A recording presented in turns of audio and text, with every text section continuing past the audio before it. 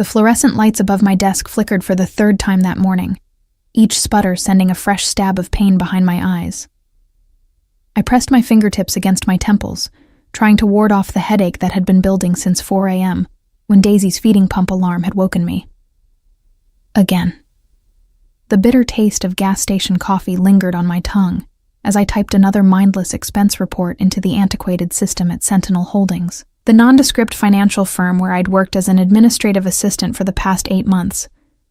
8 months of being invisible. The office smelled perpetually of old carpet and the cheap pine air freshener our office manager, Barbara, sprayed religiously every afternoon at 2 p.m. The scent made my stomach turn lately, though everything seemed to do that these days. Exhaustion, the doctor had said when I'd mentioned it during Daisy's last appointment. Stress and exhaustion, as if I needed a medical degree to figure that out. My fingers cramped as I continued typing, the repetitive motion pulling at the tendons in my wrist. I'd been at this for 3 hours straight, processing invoices that all looked the same, for companies I'd never heard of, in amounts that made my yearly salary look like pocket change.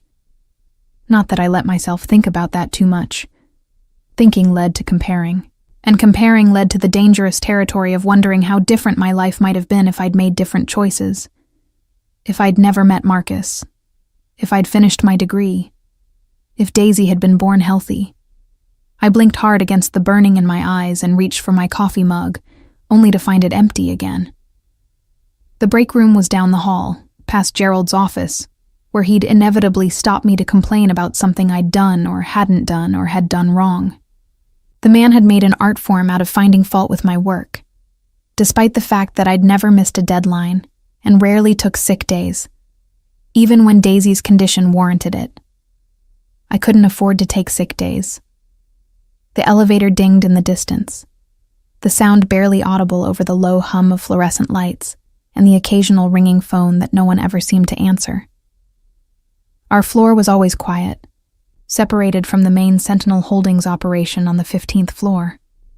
We were the overflow office, the place where they sent the administrative staff they didn't want cluttering up the prestigious executive suites upstairs.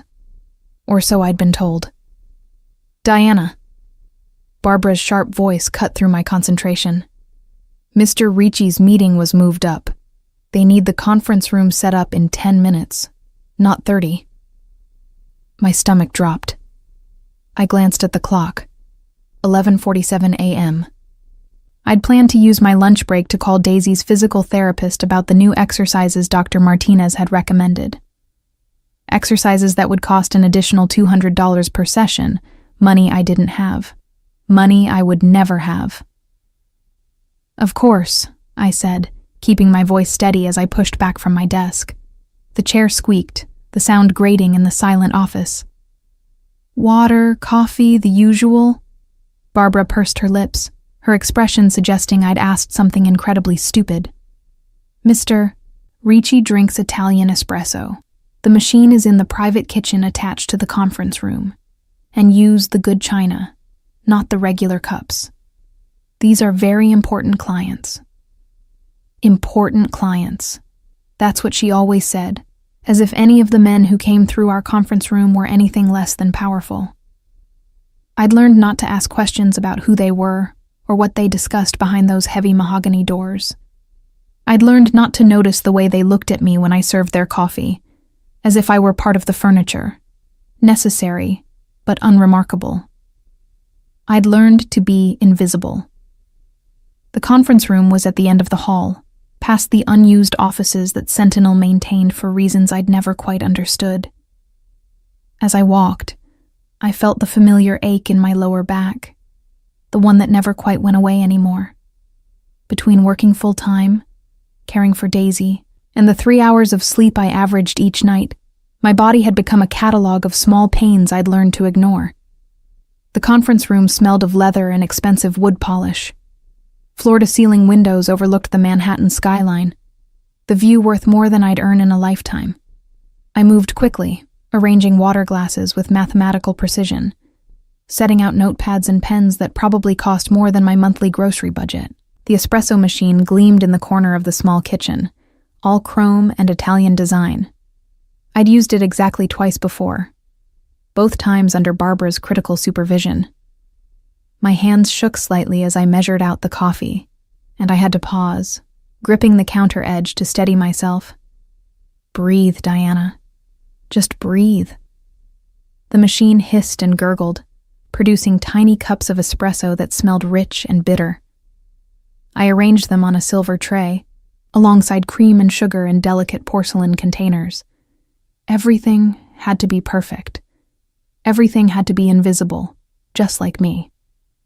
I was adjusting the last spoon when I heard voices in the hallway.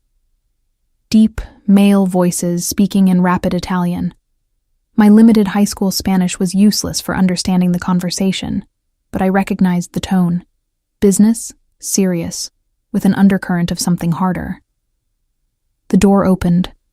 I kept my eyes down, a skill I'd perfected over months of serving these meetings. Don't look. Don't engage. Don't exist beyond the function you serve. Grazie, Diana. My name in that voice, with that accent, sent a shiver down my spine that I immediately suppressed. I nodded slightly, still not looking up, and moved toward the door. Almost free. Almost invisible again. The coffee is perfect, as always. I had no choice but to acknowledge the comment.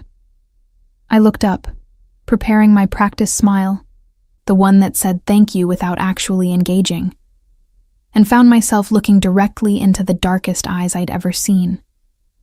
Dominic Ricci stood less than 3 feet away, tall and imposing in a charcoal suit that had clearly been tailored to fit his broad shoulders. His dark hair was swept back from a face that belonged on a Renaissance sculpture, all sharp angles and masculine beauty that seemed almost cruel in its perfection. But it was his eyes that held me frozen, intelligent and penetrating, studying me with an intensity that made me feel suddenly, terribly visible. "Thank you, sir," I managed, my voice steadier than I felt. He tilted his head slightly, a small gesture that somehow conveyed curiosity. "You're new." 8 months, sir. 8 months. He repeated the words as if testing them. "And in those 8 months, you've been invisible." My breath caught. Had he just... I notice everything in my buildings, Diana. The way he said my name, with that slight Italian emphasis on the second syllable, made it sound like a different word entirely. And I notice when people try very hard not to be noticed. Heat crept up my neck. Behind him, 3 men in expensive suits waited with the patience of people accustomed to their time being respected. I needed to leave. I needed to disappear back to my desk and my meaningless invoices and my safe, invisible existence. "If there's nothing else, sir, I should get back to work." "Of course." He stepped aside, allowing me to pass. But as I moved toward the door, he added, "Diana?" I paused, not turning around. "Take your lunch break today. You look like you need it." It wasn't a suggestion. It was an order, delivered with the casual authority of someone who expected to be obeyed. I nodded and escaped into the hallway, my heart pounding against my ribs for reasons I couldn't quite name.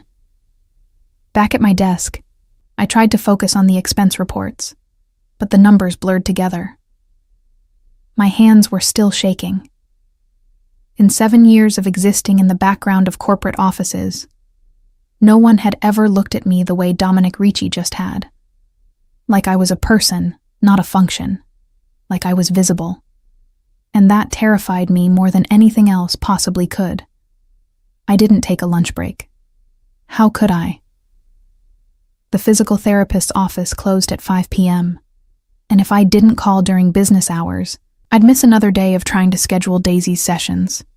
Another day of her asking me when she could start the exercises that might help her legs feel less sleepy, as she put it. Another day of failing her.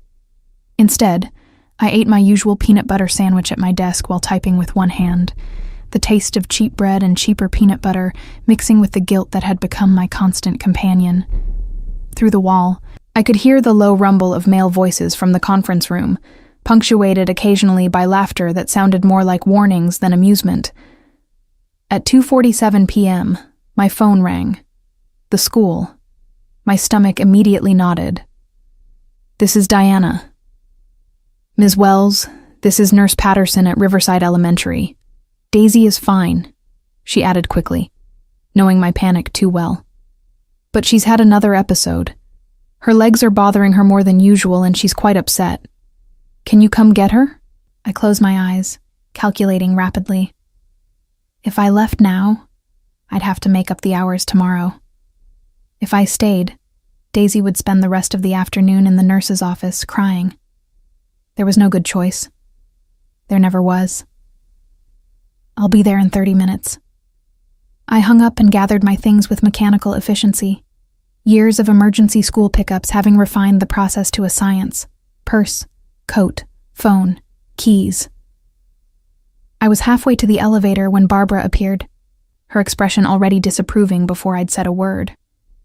"I have a family emergency," I said, not asking permission because I knew what the answer would be. "Diana, Mr. Ricci specifically requested you handle the afternoon. My daughter is sick." The words came out harder than I'd intended. "I'm sorry, but I have to go." Barbara's lips pressed into a thin line, but she stepped aside. As the elevator doors closed, I caught a glimpse of the conference room door opening, a figure in a charcoal suit stepping into the hallway. I looked away quickly, jabbing the lobby button repeatedly as if that would make the elevator descend faster.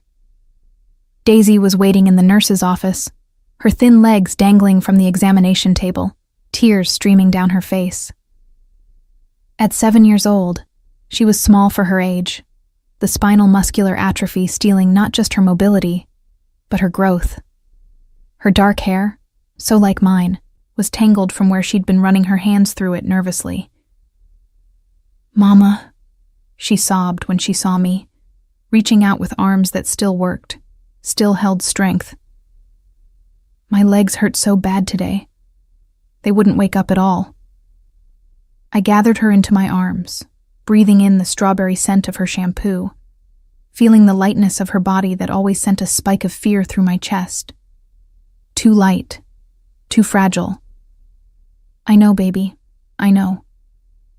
Let's get you home, okay?" The bus ride back to our apartment in Queens was torture. Daisy whimpered every time we hit a bump, her head pressed against my shoulder. Other passengers glanced at us with varying degrees of sympathy and discomfort, their eyes sliding away when I met them.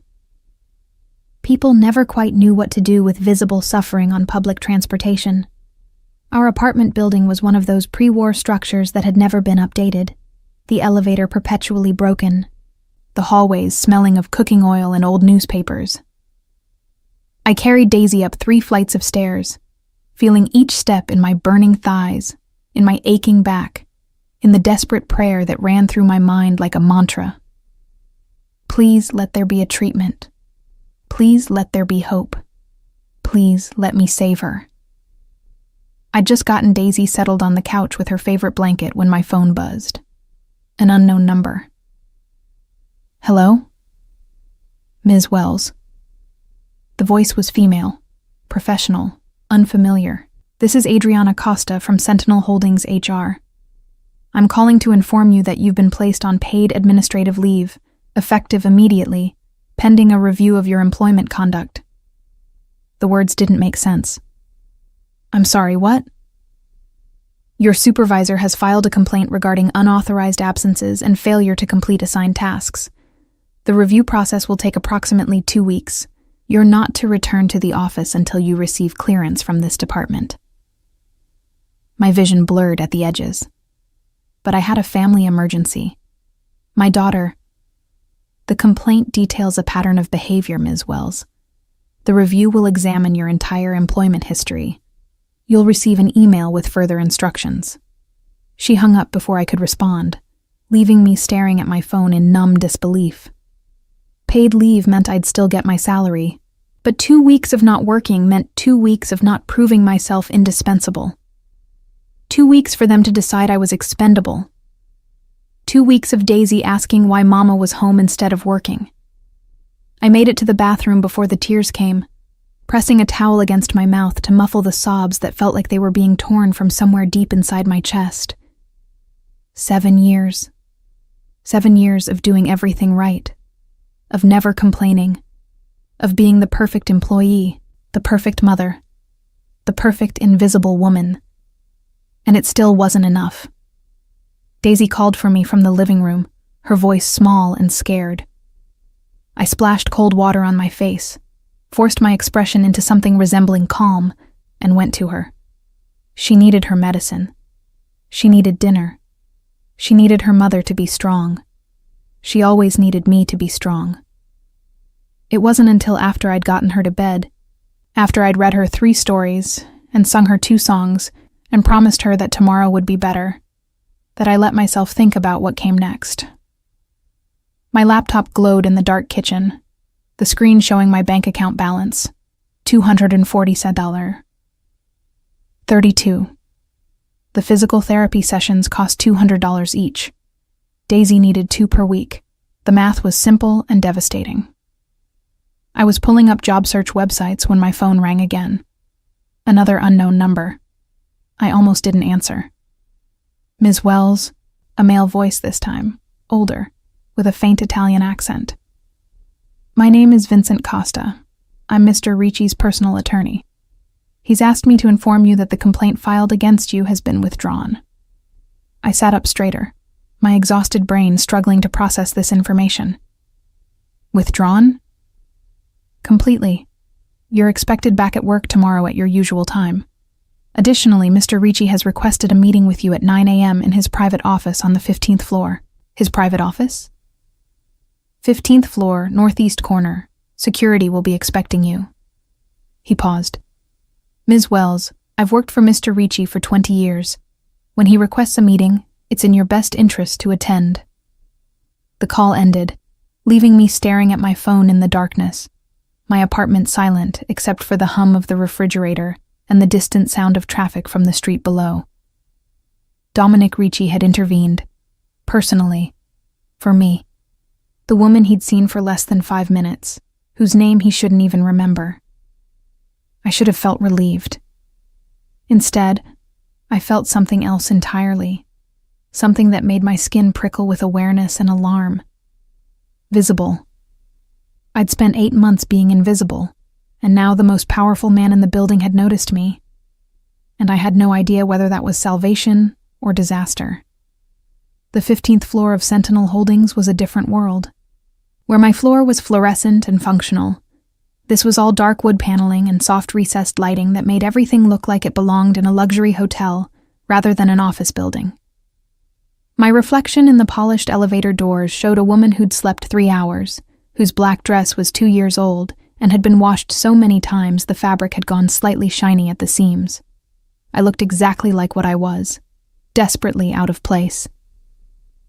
Ms. Wells, the receptionist, an elegant woman in her 50s with perfect posture and a pearl necklace that probably cost more than my car, smiled with professional warmth. Mr. Ricci is expecting you. Through those doors, last office on the right. The hallway stretched before me, impossibly long, lined with abstract art that I recognized from a museum field trip I'd chaperoned with Daisy's class last year. Original pieces. In an office hallway. I walked slowly, my cheap heels clicking against marble floors, my heart hammering against my ribs with each step. The last office door was already open, revealing a space that looked nothing like the conference room where I'd served espresso yesterday. This was personal. Floor-to-ceiling windows offered a panoramic view of Manhattan, the morning sun turning the city into something beautiful and golden. A massive desk dominated one side of the room, its surface clear except for a laptop and a single photograph in a silver frame. Leather furniture arranged near a fireplace created a conversation area that looked designed for comfort rather than intimidation. Dominic Ricci stood by the windows, his back to the door, wearing dark slacks and a white shirt with the sleeves rolled up to reveal forearms that suggested he didn't spend all his time behind a desk.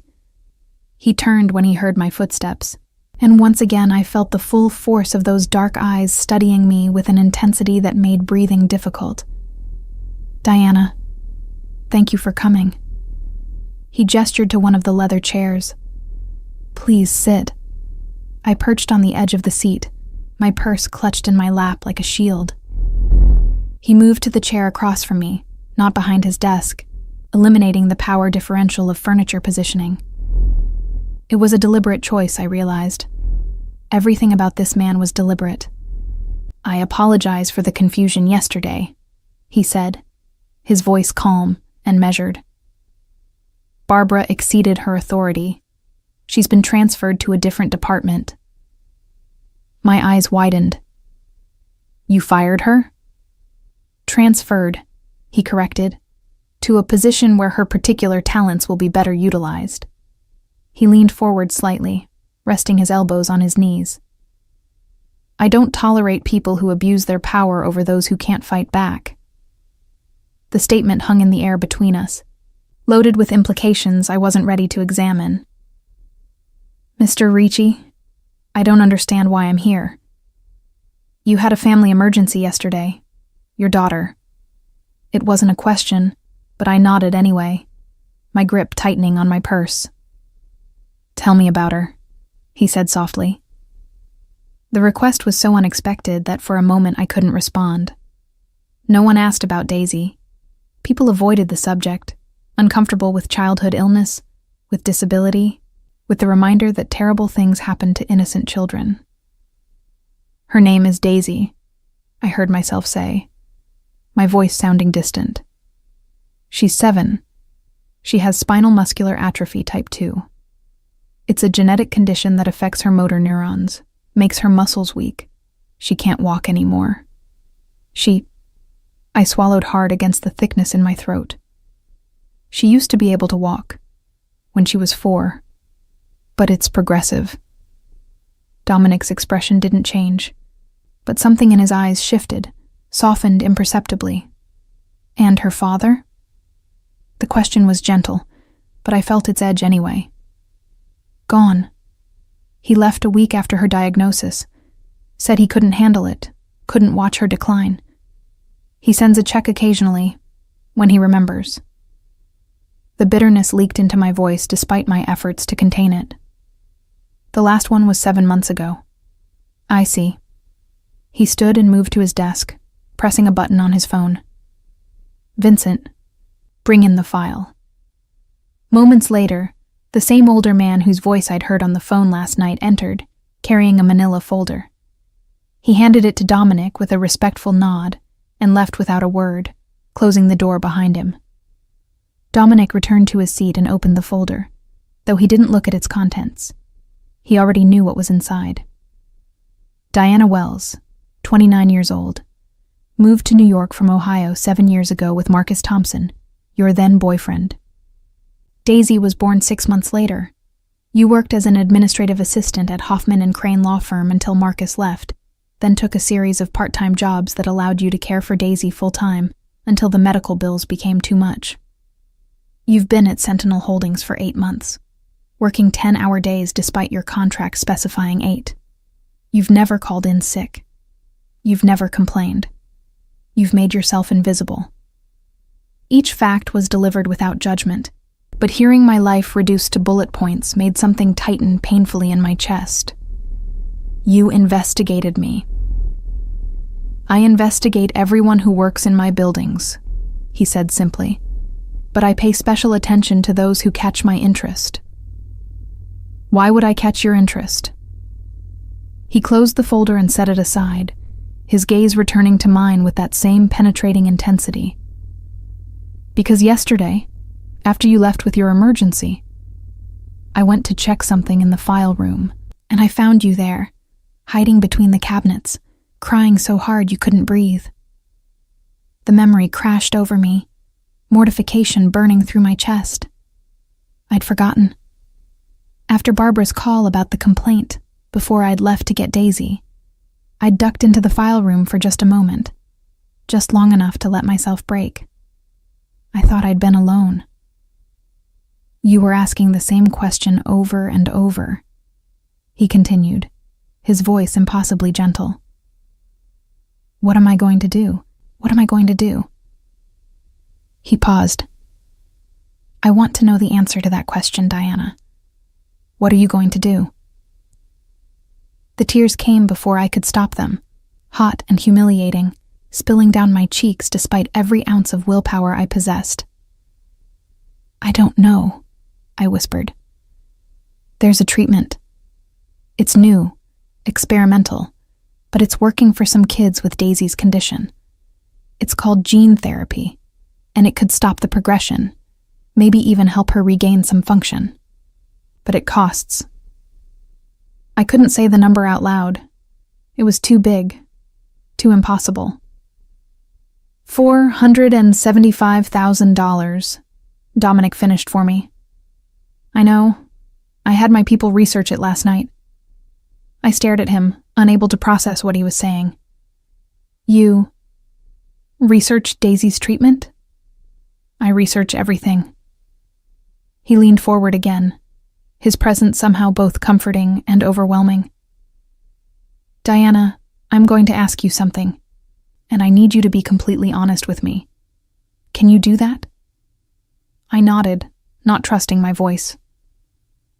If you had the money for Daisy's treatment, if that obstacle was removed completely, would you still be working at Sentinel Holdings? The question was so absurd I almost laughed. If I had that kind of money, I'd be with Daisy every second I could be. I'd read to her, play with her, take her to the park even if she can't run anymore. I'd make up for every minute I've missed because I had to work to keep her alive. The words poured out, 7 years of grief and guilt and desperate love flooding through the cracks in my careful composure. I'd give her everything I can't give her now. Time. Attention. A mother who isn't too exhausted to enjoy being with her. Dominic was quiet for a long moment, his expression unreadable. Then he stood and moved to his desk, withdrawing a checkbook from a drawer. I watched, numb and confused, as he wrote something and signed his name with a flourish. He handed me the check. I looked down at it, and the number made my vision swim. 475 euro. Euro. I can't, I whispered, though every cell in my body was screaming at me to take it, to run to the bank, to save Daisy. I can't accept this. Why not? Because I don't know what you want from me in exchange. The words came out harder than I'd intended, colored by years of learning that nothing in life was free, that every gift came with invisible strings. Something flickered in his eyes, an emotion I couldn't identify. Hurt, perhaps, or disappointment. I want nothing from you, Diana. No strings, no expectations. He moved closer, close enough that I could smell his cologne, something expensive and woody that made my head spin. I want you to save your daughter. I want you to have time with her. I want you to stop crying in file rooms because you can't figure out how to keep her alive. But why? My voice broke on the word. Why would you do this for someone you don't even know? He reached up slowly, giving me time to pull away, and wiped a tear from my cheek with his thumb. The gesture was so tender, so unexpected, that fresh tears spilled over. Because I know what it's like to lose someone you love to a disease you can't fight, he said quietly. My sister, Isabella, she died when I was 19 from leukemia. We had the money for treatment, but it wasn't enough. Sometimes money isn't enough, but sometimes it is. And when it is, and you have it, and you don't use it. He pulled his hand back. That's a sin I'm not willing to commit again. The confession settled between us, raw and honest. This wasn't charity. This was personal. I'll pay you back, I said, knowing even as the words left my mouth how ridiculous they sounded. I don't know how, but I will. I don't want you to pay me back. He returned to his chair, putting physical distance between us again. I want you to let me meet Daisy. I want to know that this matters, that I'm not just throwing money at a problem. I want. He paused, seeming to struggle with his words for the first time since I'd entered his office, I want to be part of this, part of her getting better. I clutched the check so tightly it crumpled in my hand. You want to meet her? If you'll allow it. No pressure, Diana. The money is yours regardless. But I'd like to meet the little girl who's strong enough to have you as a mother. Something in my chest cracked open. Something that had been locked tight for 7 years. The tears came harder now, sobs that shook my shoulders, and I couldn't stop them. Couldn't control them.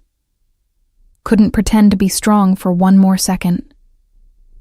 I felt Dominic move, felt him kneel in front of my chair, felt his hands cover mine gently. Let it out, he said softly. You've been holding it in for too long. Let it out. So I did. I cried for Daisy, for the life she'd never have, for the treatment that might save her. I cried for Marcus, for his betrayal and abandonment.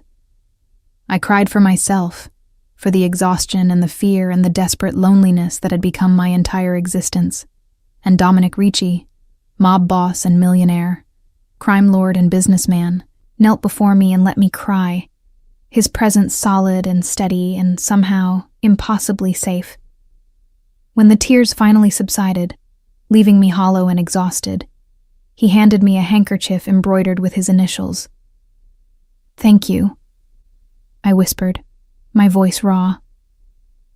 Don't thank me yet, he said, standing and returning to his chair.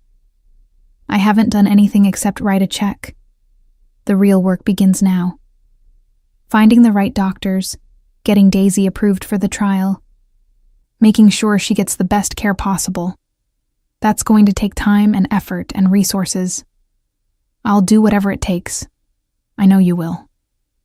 He smiled, and it transformed his face, making him look younger, less like the intimidating figure from yesterday. But you're not doing it alone anymore. Not if you don't want to be. I looked down at the check again, at the number that represented salvation and hope, and every prayer I'd whispered in the dark. I'd like you to meet Daisy, I said, if the offer is still open. It is. Tomorrow, after school, I could bring her here or we could meet somewhere else if that's easier. Bring her to my home, he interrupted. It's better suited for children and more comfortable than an office. He pulled a business card from his pocket and wrote something on the back. This is my private address. Come at 4 p.m. I'll have dinner prepared. I took the card with shaking hands, tucking it carefully into my purse alongside the check that would change everything. As I stood to leave, Dominic touched my arm lightly, stopping me. Diana, one more thing. You're no longer working as an administrative assistant. You're now my personal consultant for charitable initiatives, reporting directly to me. The salary is $150,000 a year. Your only job is to make sure Daisy gets better and to help me identify other families who might need the kind of help I'm in a position to provide. I opened my mouth to protest, to argue, to refuse this additional generosity, but he shook his head. It's not charity. It's a job. I need someone who understands what it's like to need help, who can identify genuine need from manipulation. You have that experience. Use it to help others. He paused. And take care of your daughter. That's the job. I couldn't speak, could only nod as fresh tears threatened to spill. Go, he said gently. Go deposit that check. Call the doctors. Start saving Daisy's life. I made it to the elevator before the tears came again. But this time they were different. This time, they tasted like hope. The next 24 hours passed in a blur of phone calls and paperwork and desperate, disbelieving joy. The check cleared immediately. The bank manager actually coming out of his office to verify the amount. His eyes widening when he saw Dominic Ricci's signature. Dr. Martinez cried when I told her we could afford the gene therapy. Actually broke down in her office and hugged me, whispering that Daisy deserved this miracle.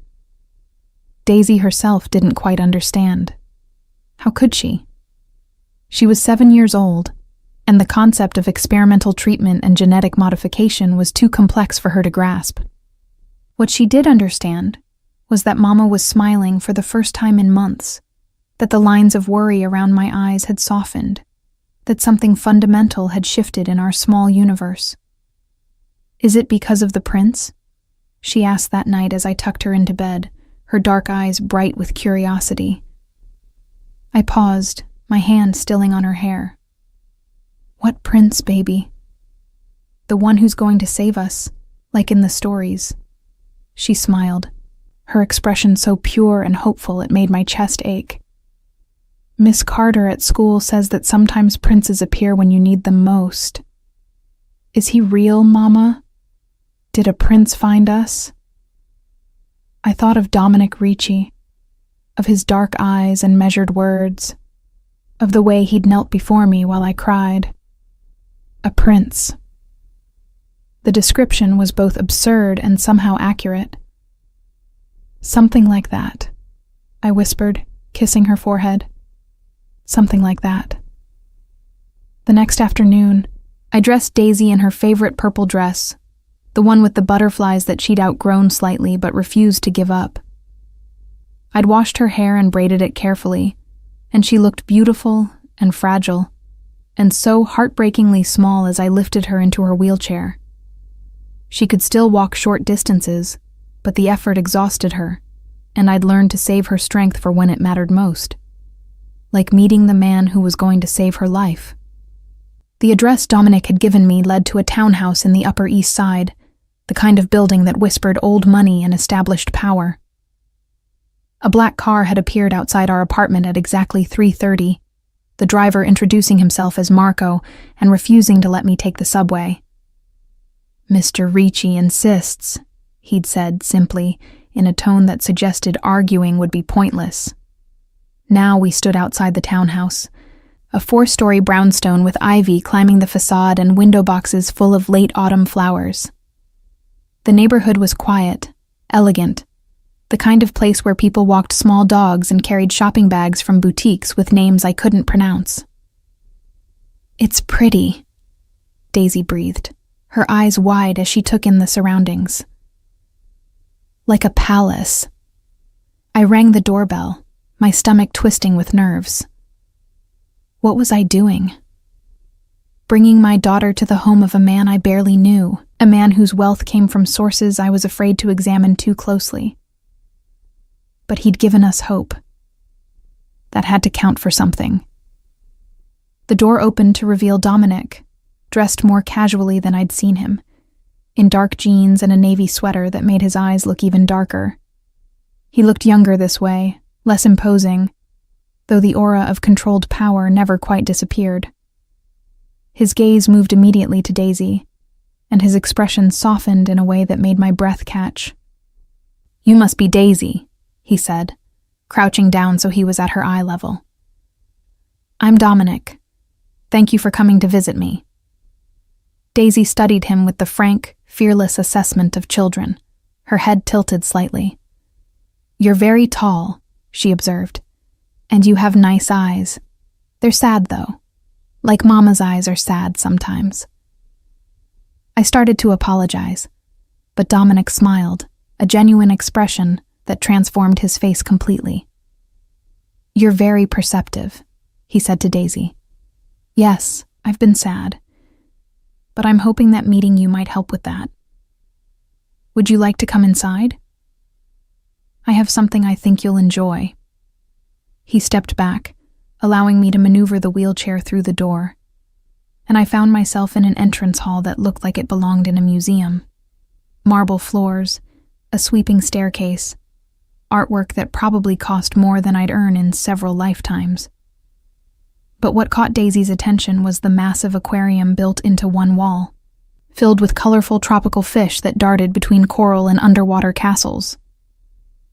"Oh," she breathed, her whole face lighting up. "Mama, look! It's like Finding Nemo." "I installed it last year," Dominic said, watching Daisy's reaction with evident pleasure. "I find watching fish to be very calming. Would you like to see the rest of the house?" He led us through rooms that belonged in a design magazine, each one more beautiful than the last. But he moved quickly through them, clearly heading somewhere specific. We ended up in a sunroom at the back of the house, a space filled with natural light and comfortable furniture, and, in one corner, a small table set for 3. But what made Daisy gasp with delight was the floor-to-ceiling window that looked out onto a private garden, where a fountain bubbled gently, and birds flitted between carefully maintained plants. "It's beautiful," I said, the words inadequate. "It's my favorite room," Dominic replied. "I thought Daisy might enjoy it. And I had my chef prepare something special for dinner. I hope you like Italian food." Over the next 2 hours, I watched something extraordinary happen. Dominic Ricci, the man who commanded fear and respect in equal measure, charmed my 7-year-old daughter completely. He listened to her stories about school with genuine interest, asked questions about her favorite subjects, and didn't flinch when she explained in clinical detail exactly what spinal muscular atrophy meant. "So my muscles don't work right because my body doesn't make enough protein," she concluded, repeating what Dr. Martinez had told her in simplified terms. "But the new medicine will fix that, right, Mama?" "That's what we're hoping, baby," I said, my voice thick. Dominic leaned forward, his expression serious. "Daisy, I want you to know something. The medicine is very new, and it's going to be hard sometimes. You'll have to go to the hospital, and there will be tests, and you might feel sick. But your mother is going to be with you every step of the way. And so will I, if that's okay with you." Daisy looked at him with those 2 wise eyes that had seen too much pain for someone so young. "Are you the prince?" she asked. He blinked, clearly surprised. "What?" "The prince who's going to save us. That's what I asked Mama last night. She said something like that." Daisy smiled. "I think you are. You have a castle and everything." Dominic's expression did something complicated, flickering through emotions too quickly for me to identify. When he spoke, his voice was rough. "I'm not a prince, Daisy. I'm just a man who wants to help. But if you want to think of it that way, then yes, I'll do my best to be your prince." "Good," Daisy declared, as if that settled the matter. Princes always protect people. That's their job. After dinner, Dominic showed us more of the house, including a library that made Daisy's eyes go wide with wonder, rows and rows of books stretching to the ceiling. He pulled down a fairy tale collection and read to her, his deep voice bringing the stories to life in a way that made even me forget where we were, who he was. It wasn't until Daisy had dozed off in her wheelchair, exhausted from the excitement and the late hour, that Dominic and I finally had a moment alone. We stood by the window in the sunroom, watching the garden lights sparkle in the darkness. "She's remarkable," he said quietly. "Smart, brave, curious. You've done an incredible job with her." "I've done the best I could," I replied, my eyes on Daisy's sleeping form. "It never feels like enough. It's always enough." He turned to face me, his expression intense. "Diana, I meant what I said to Daisy. I want to be part of this, part of her recovery. I want to be there for the appointments, the treatments, the good days, and the bad days." My throat tightened. "Why? You barely know us." "I know enough." He paused, seeming to choose his words carefully. "When I was 19, I watched my sister die slowly, painfully, while our family threw money at doctors who couldn't save her. I was young, powerless, and the guilt of surviving when she didn't has followed me every day since. I built an empire, made more money than I'll ever need, and none of it brought her back. None of it changed the fact that I couldn't save her." His voice dropped lower, raw with emotion. "But I can save Daisy. I can give her the chance Isabella never had. And maybe in doing that, I can find some kind of peace with the choices I've made, the life I've lived. I understood then. This wasn't about charity or even kindness. This was about redemption, about a man trying to balance the scales of a universe that had taken someone precious from him.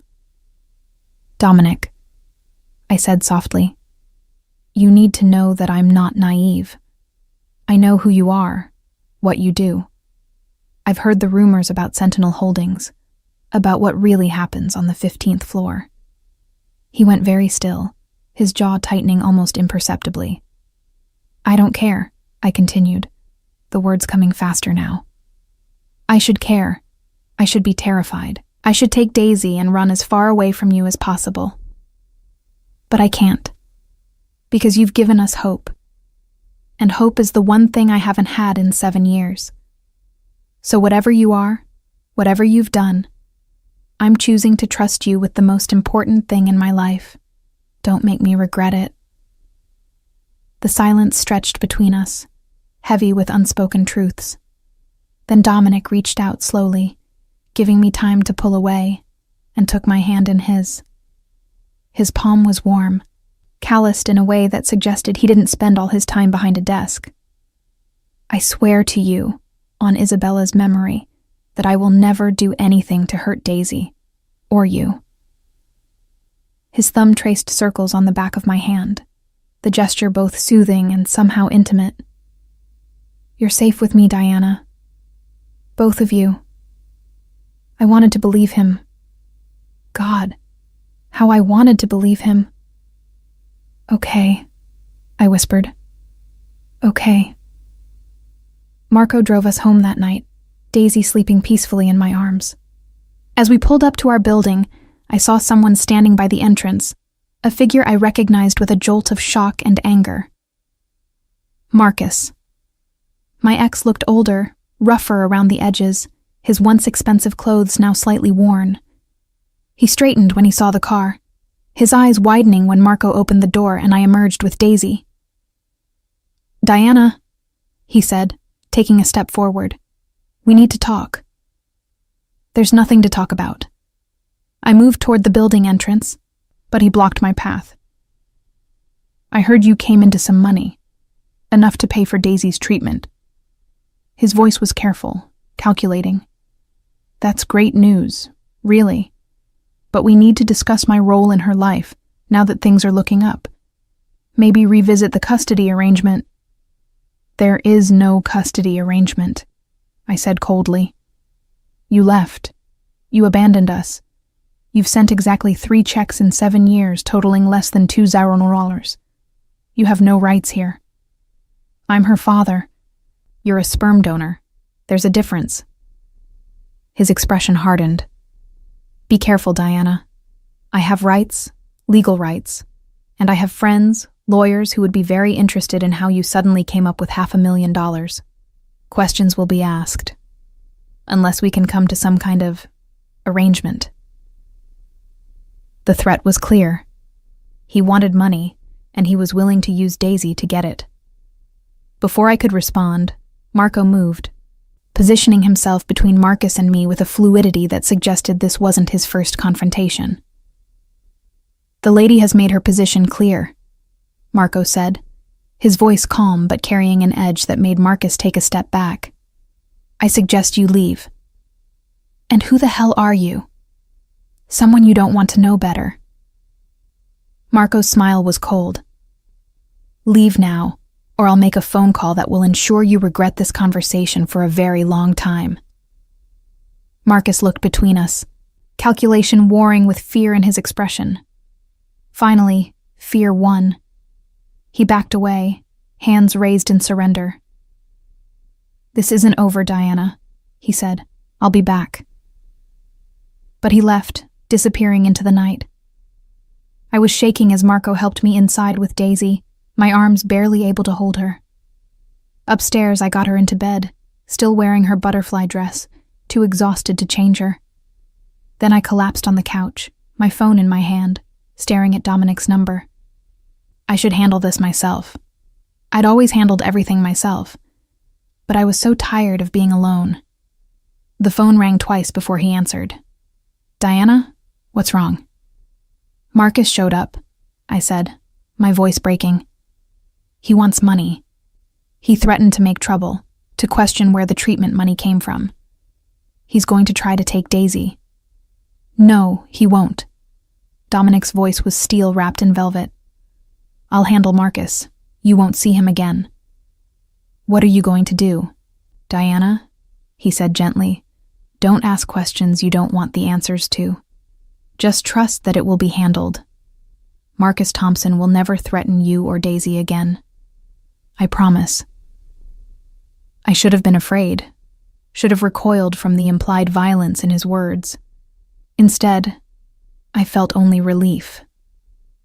"Thank you," I whispered. "Get some rest. Tomorrow we start the process of getting Daisy approved for the trial. We have work to do." After I hung up, I sat in the darkness of my living room, listening to the sounds of the city outside and the soft sound of Daisy breathing in the next room. I'd crossed a line tonight, accepting Dominic's protection, his intervention, his handling of Marcus. I'd stepped into his world, and there was no going back. But for the first time in 7 years, I felt like I wasn't drowning. And that was worth more than all the moral certainty in the world. True to his word, Marcus didn't return. I didn't ask what Dominic had done, and he didn't offer to tell me. All I knew was that 1 week after that confrontation, I received legal documents terminating Marcus's parental rights, signed and notarized, with a note from Vincent Costa stating that Mr. Thompson had been very cooperative once the situation was explained to him. I could imagine what that explanation had entailed. Meanwhile, Daisy's approval for the gene therapy trial came through with record speed, Dr. Martinez admitting with a bemused smile that she'd never seen paperwork move so quickly through the hospital bureaucracy. When I mentioned this to Dominic during one of our now regular phone calls, he simply said, "I made some calls," as if mobilizing an entire hospital system was something anyone could do. The first treatment was scheduled for a Tuesday in November, 3 weeks after that dinner at his townhouse. I'd expected to handle it alone, as I'd handled everything else.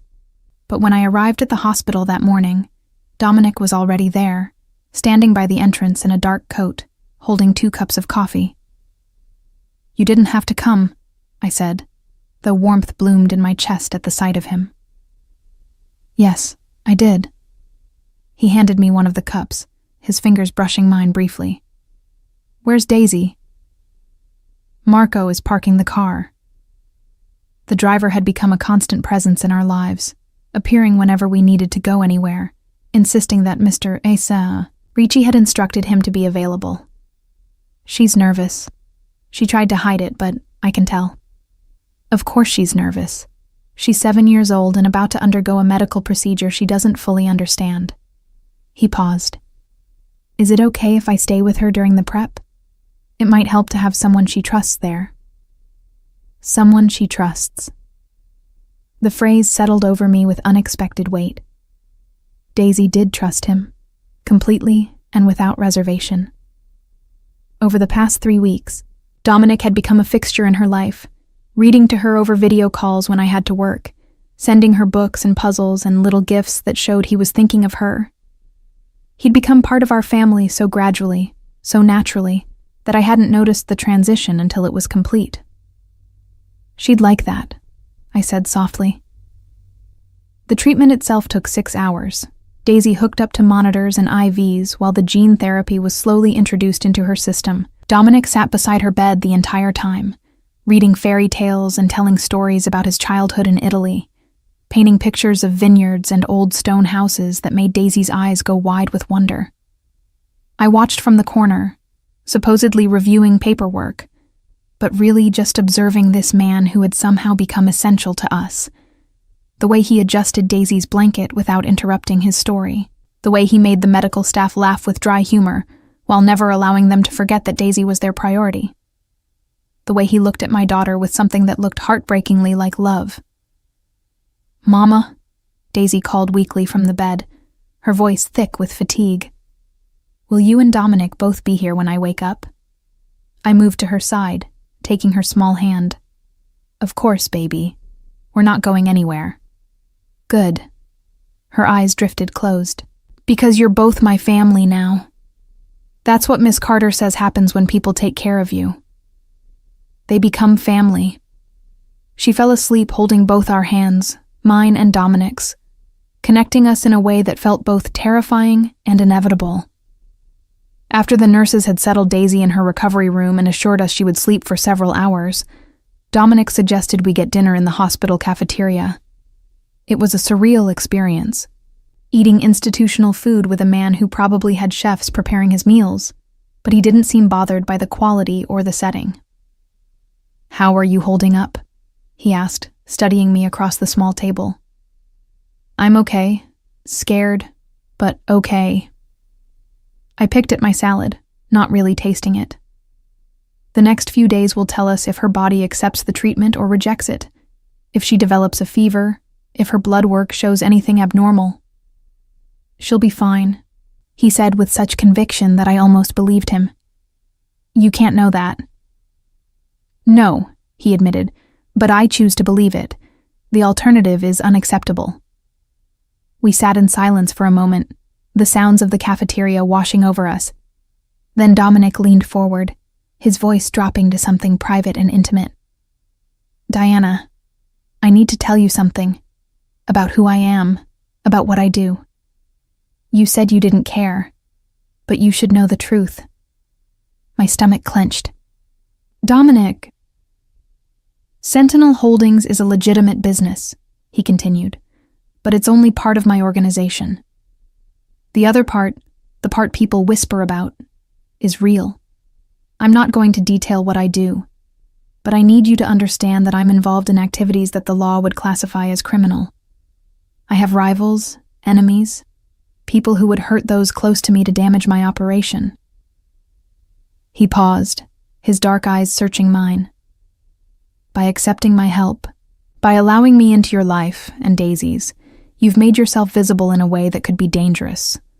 I've taken precautions. Marco isn't just a driver. He's security. Your building is being watched. There are measures in place to ensure your safety. But you need to know what you're stepping into. I should have been afraid.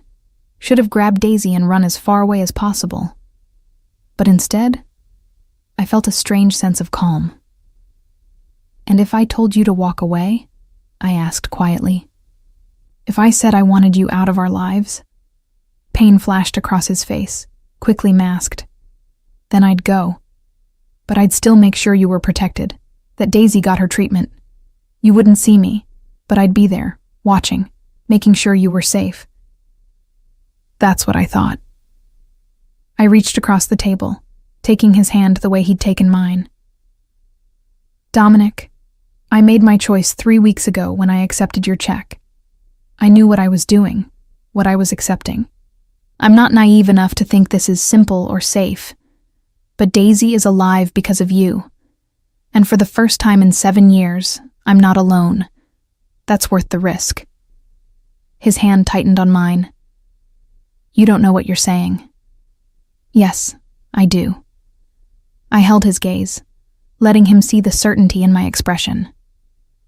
I'm saying that whatever comes next, we face it together. All 3 of us.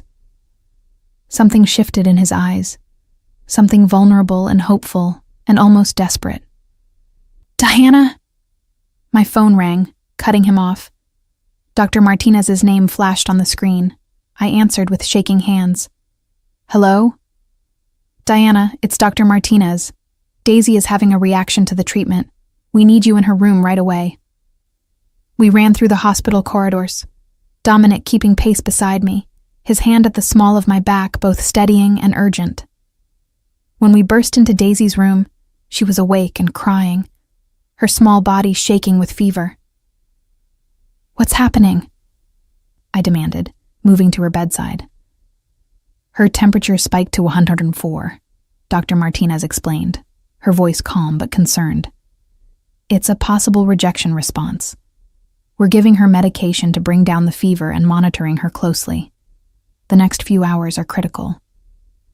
I gathered Daisy into my arms, feeling the heat radiating from her skin. "It's okay, baby. Mama's here. You're going to be okay." But she wasn't okay. Over the next 6 hours, Daisy's condition worsened. The fever wouldn't break despite the medication. Her blood pressure dropped. Alarms sounded from the monitors with increasing frequency, bringing nurses running each time.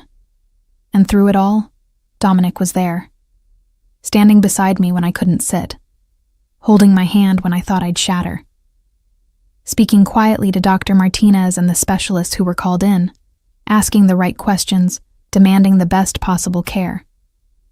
At 3 a.m., with Daisy finally sleeping fitfully and the fever beginning to drop, I collapsed into the chair beside her bed, exhausted beyond anything I'd ever experienced.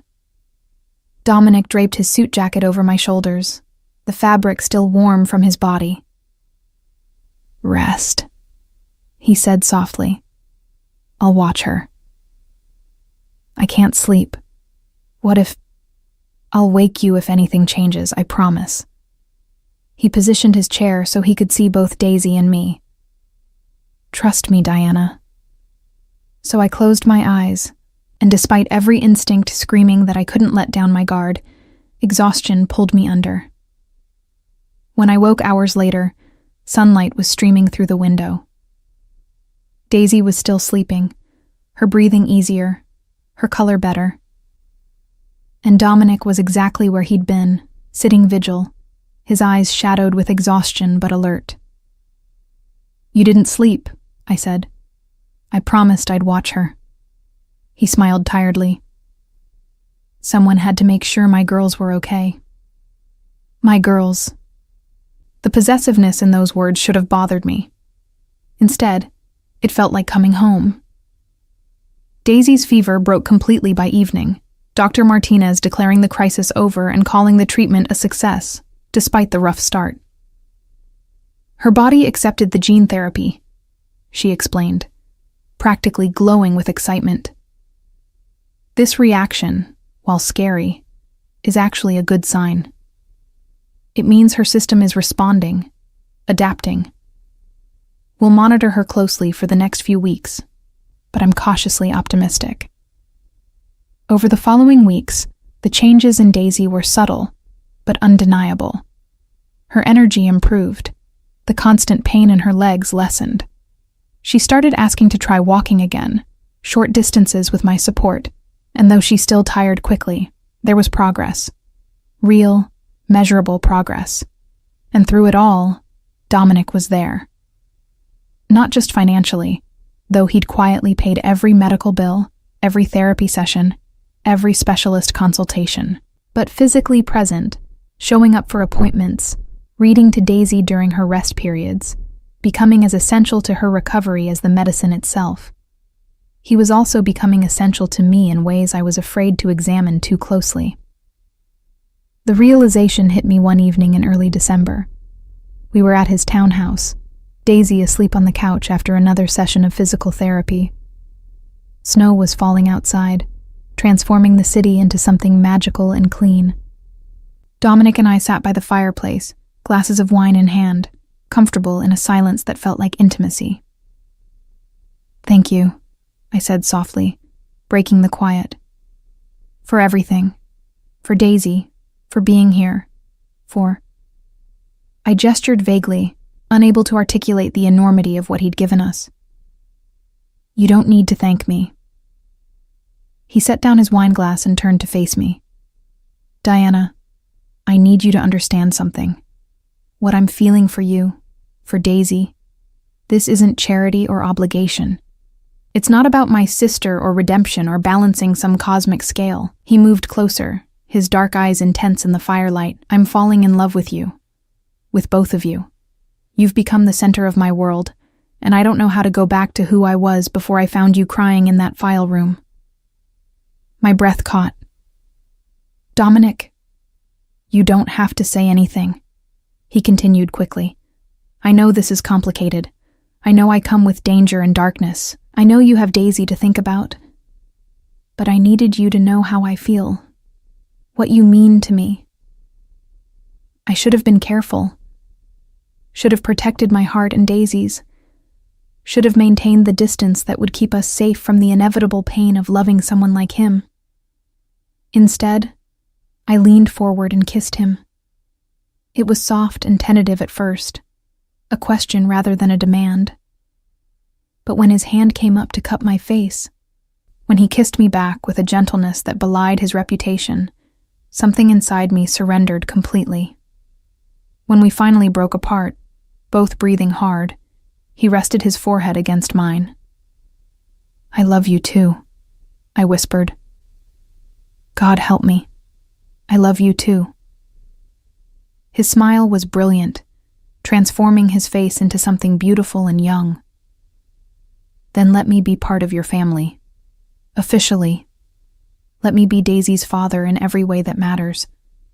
Let me be your partner, your protector, your everything." I thought of all the reasons to say no. The danger, the complications, the reality of who he was and what he did. But then I looked at Daisy, sleeping peacefully, her body healing because of him. I thought of the past weeks, of his unwavering support and constant presence. I thought of how he made me feel safe, cherished, loved in a way I'd never experienced. "Yes," I said. "Yes to all of it." And when he kissed me again, with Daisy sleeping nearby and snow falling outside, and the fire warming us both, I knew I'd made the right choice. Whatever came next, we would face it together, all three of us.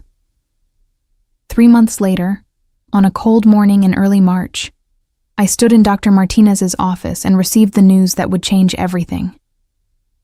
"The gene therapy has exceeded all our expectations," she said, her eyes bright with excitement. "Daisy's muscle function has improved by 40%. Her respiratory capacity is up 35%. The progression of the disease has not just stopped, it's actually reversed in some areas." I couldn't speak, couldn't process the magnitude of what she was saying. Beside me, Dominic squeezed my hand, his own voice thick with emotion when he asked, "What does this mean for her long-term prognosis?" "It means that with continued treatment and therapy, Daisy could regain most of her lost function. She may never be completely typical, but she could walk, run, play like other children. She could have a normal life." The tears came then, huge sobs that shook my entire body. Dominic pulled me against his chest, holding me as I cried 7 years of fear and grief and desperate hope. A normal life. My baby could have a normal life.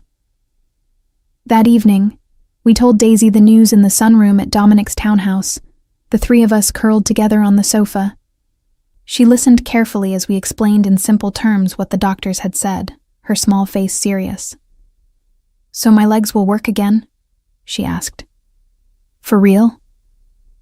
"For real," Dominic confirmed. "It will take time and hard work, but yes, your legs will work again." She was quiet for a moment, processing. Then she looked up at him with those 2 wise eyes. "You kept your promise. You saved us, just like a prince." Something in his expression cracked, vulnerability showing through. "You and your mother saved yourselves. I just helped a little." "You helped a lot," she corrected firmly.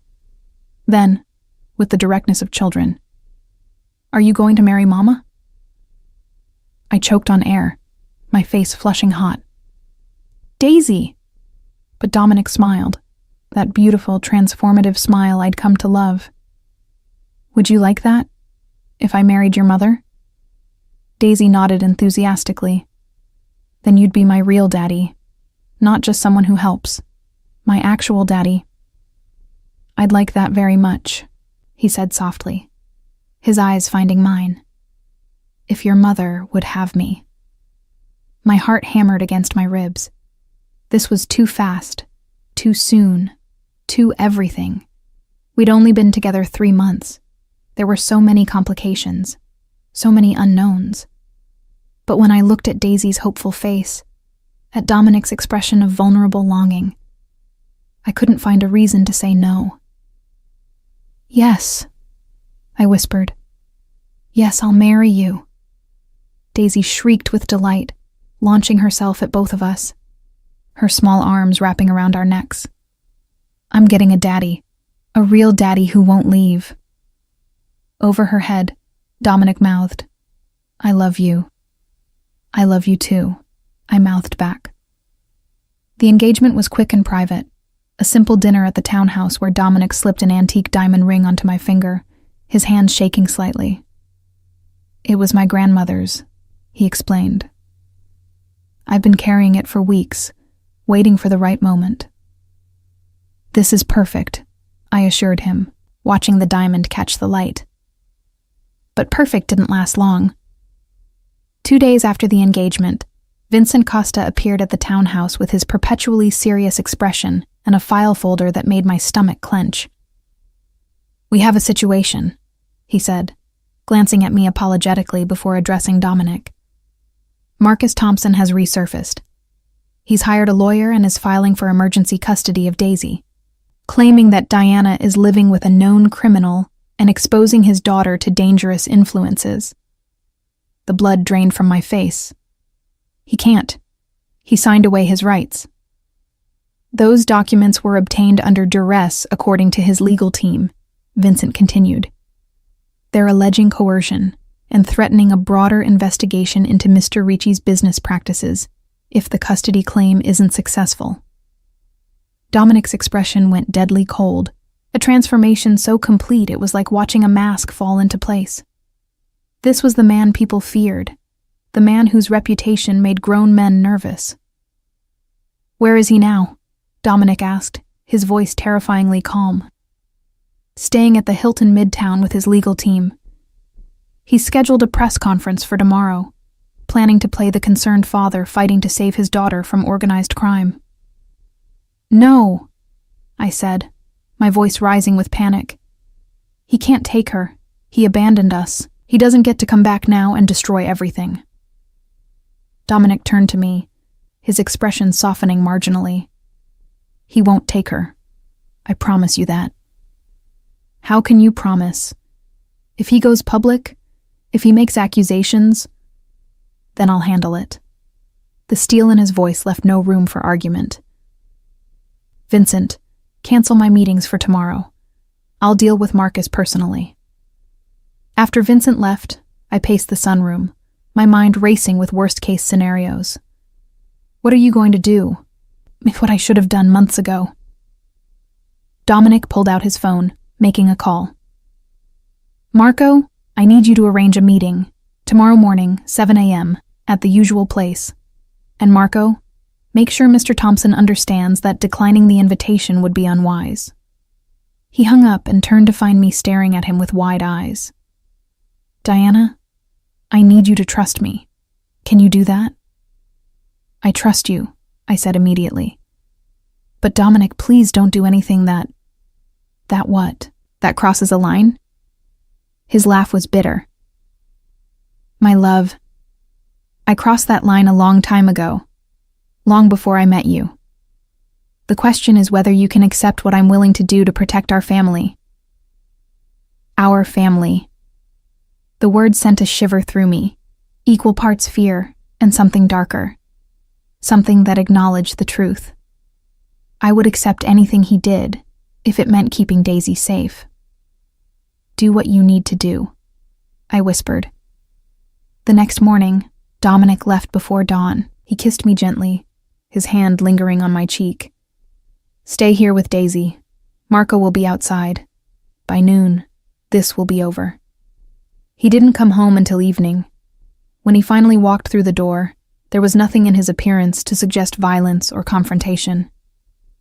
He looked exactly the same, composed and controlled, except for his eyes, which held something hard and satisfied. "It's handled," he said simply, pulling me into his arms. "Marcus has withdrawn his custody claim and his allegations. He's leaving the city tonight and won't be returning." "What did you do?" I asked, though I wasn't sure I wanted to know. I explained the consequences of his actions. Thoroughly. He pulled back to look at me. He won't bother us again. Not ever. I made sure he understood what would happen if he did. I should have pressed for details, should have demanded to know exactly what threats had been made, what lines had been crossed. But relief made me weak, and I simply held him tighter, grateful that the threat had been eliminated. Daisy appeared in the doorway, rubbing her eyes sleepily. She'd been napping, exhausted from her morning therapy session. "Dominic, you're back." He lifted her easily, settling her on his hip with the natural ease of someone who'd been doing it for months. "Hello, piccola principessa. Did you have a good nap?" "Yes. Mama said you had business. Important business." She looked at him seriously. "Were you protecting us? Like princes do?" Something flickered in his eyes. "Yes, sweetheart. I was protecting you and your mother. And I always will. No one will ever hurt either of you. I promise." She kissed his cheek with absolute trust, and my heart clenched watching them. This was my family now. This dangerous, complicated, imperfect family. The wedding took place 6 weeks later in the garden of the townhouse, a small, private ceremony with only a handful of guests. Daisy served as flower girl, walking down the aisle with only minimal support. Her progress over the past months nothing short of miraculous. She wore a princess dress in pale pink, her face glowing with joy. I wore a simple ivory dress, elegant but understated, with my hair swept up and Isabella's pearl earrings, the ones Dominic's mother had given me, gleaming at my ears. Dominic wore a charcoal suit, his eyes never leaving mine as I walked toward him through the garden. The ceremony was brief, conducted by a judge who'd known Dominic's family for decades. When it came time for vows, Dominic took my hands in his voice steady despite the emotion in his eyes. "Diana, 7 months ago, I found you crying in a file room, asking a question you couldn't answer. What am I going to do? Today, I want to give you a new answer. Whatever comes next, whatever challenges we face, you'll never have to figure it out alone. You and Daisy are my heart, my purpose, my redemption. I promise to protect you, to cherish you, to be the father Daisy deserves and the husband you need. For the rest of my life." Tears streamed down my face as I spoke my own vows. Simpler, but no less true. "Dominic, you saw me when I was invisible. You gave us hope when we had none. You became family when we needed one most. I promise to stand beside you, to trust you, to love you despite and because of everything you are. For the rest of my life." When the judge pronounced us husband and wife, Dominic kissed me with a gentleness that belied his reputation, his hands cradling my face as if I were something precious and fragile. Daisy cheered from her seat in the front row, clapping her hands with delight. "You're really my daddy now. Really, really." Dominic broke the kiss to look at her, his expression soft with love. "Really, really," he confirmed. The reception was intimate, held in the sunroom with fairy lights strung everywhere, and Daisy's favorite foods alongside the elegant Italian cuisine Dominic's chef had prepared. At one point, Dominic carried Daisy onto the makeshift dance floor, slow dancing with her while she giggled and rested her head against his shoulder. Dr. Martinez, one of the few non-family guests, found me watching them. "You've built something beautiful," she said softly. "Against all odds, I didn't build it alone," I replied, unable to tear my eyes from my husband and daughter. "No," she agreed, "but you were brave enough to accept help when it was offered. That takes a different kind of strength." As the evening wound down and Daisy fell asleep in Dominic's arms, exhausted from the excitement, he carried her upstairs to the bedroom that had become hers in the townhouse. We'd officially moved in 2 weeks ago, leaving behind the cramped Queen's apartment for this space that felt like a dream. I followed them up, watching as Dominic laid Daisy gently in her bed, removing her princess dress and pulling her nightgown over her head with the practiced ease of a parent. She barely stirred, completely trusting even in sleep. "Love you, Daddy," she murmured, the word so natural now it no longer made me cry every time I heard it.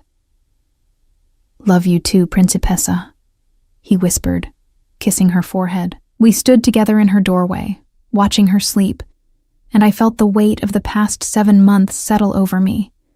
Everything had changed. Everything was different.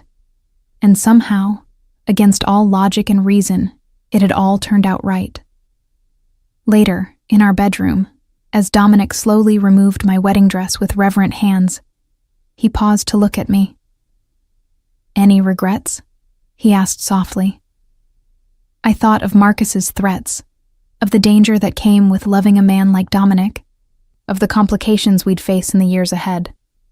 I thought of the moral compromises I'd made, the lines I'd crossed, the willful blindness I'd embraced about certain aspects of his business. "None," I said honestly. "Not one." "Good." He kissed me slowly, thoroughly, his hands mapping my body with possessive tenderness. "Because you're mine now. Officially. Completely. You and Daisy both." "And you're ours," I whispered against his mouth. "Don't forget that part." He smiled. That beautiful smile that I'd come to know meant I'd surprised him, pleased him, touched something deep inside he usually kept hidden. "I could never forget that," he promised. "You two are the reason I breathe."